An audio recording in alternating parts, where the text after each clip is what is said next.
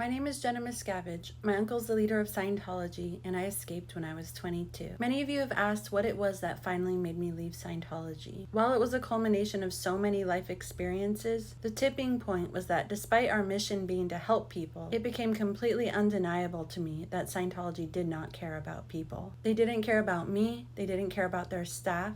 All they cared about was power. It wasn't just that they didn't care, it was that they wanted to hurt people. And not in a way where we had to sacrifice a few things, but in a way where they did it because they could, and not because they had to. By the time I left Scientology, all days off were canceled at the base I was working at. People were required to stay up all night working for days on end. They were sleeping under their desk and being given B12 shots to keep them awake. Zero free time, not even to exercise. Once one urgent project was completed, another one started immediately. Instead of training people to be better at their jobs, they publicly humiliated them. They misplaced blame, encouraged witch hunts, and our leaders shouted hysterically at us every day at gatherings, telling us how useless, evil, and incompetent we all were. Despite not letting people sleep, if they dozed off at a lecture, they would have to clean the dumpster with a toothbrush. Meal times were cut down to 15 minutes. They canceled our already minimal pay. We'd always had Christmas or a special Scientology holiday off.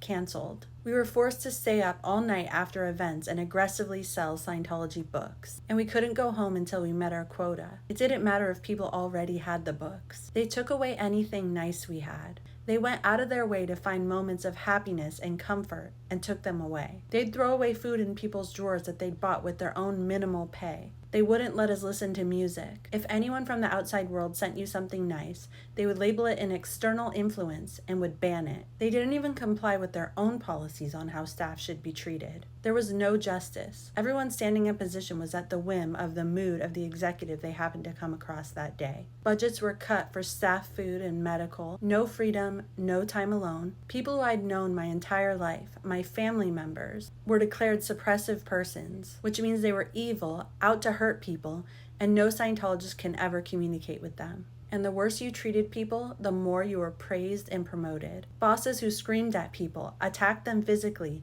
and threw objects at them were praised. It wasn't because it was hard that it broke me. I was built for sacrifice for the greater good. It was because it was cruel, completely unnecessarily, and just for the thrill of it.